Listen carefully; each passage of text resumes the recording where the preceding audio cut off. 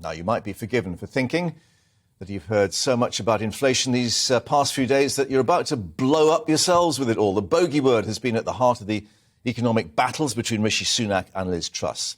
Well, also joining the field of battle, we've had stagflation. Mr Sunak warning of a return to those conditions of the 1970s, a stagnant economy, but rampant or embedded inflation with it. Well, now let's give a very warm welcome to their not-so-distant cousin, GREEDFLATION, it seems, because no less a body than the Daily Telegraph, remember, often referred to as a Tory graph, this morning took big business to task for seemingly picking our pockets while blaming the evils of inflation. The paper's columnist Ben Marlow tagging it as, yes, greedflation.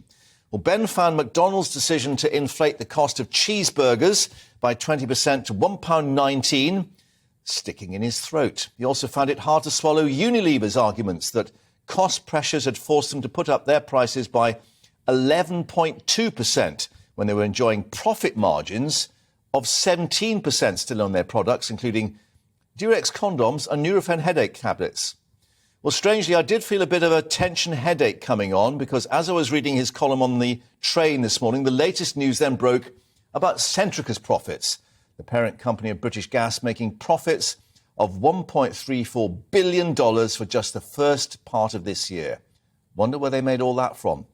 Well, then, just like buses, another one came along, Shell announcing profits of £10 billion. And I seem to remember the last time I filled up at Shell, it was £1.87 a litre, while Asda was only £1.81 down the road. Enough to want you to take a break, I thought, as I considered a mid-morning snack to help the headache. No, literally that moment. More breaking news on my phone. Nestlé's, the maker of Kit Kat, announcing its prices were going up 6.5%. And don't get me going on the fact they also produce Cheerios. Cheerio to Nestlé, maybe. But there is a serious point to all this.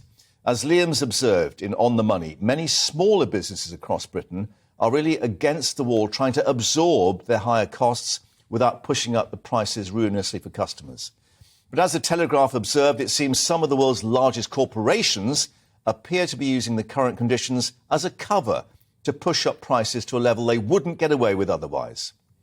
But there are some big bosses who've blown the whistle on this. Richard Walker, the boss of Iceland, calling on firms to accept lower profits to help everyone.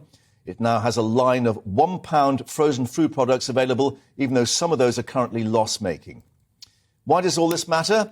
Because as British Gas and Shell count their cash, maybe splash out in a few Kit Kats too to celebrate, our energy bills are now estimated to a price cap of £3,850 a year by next January. Remember, the figure in October last year was just £1,400. And the TUC has said all these price increases are an insult to people struggling to get by, observing that energy bills have risen 23 times faster than wages. A Nurofen tablet, anyone?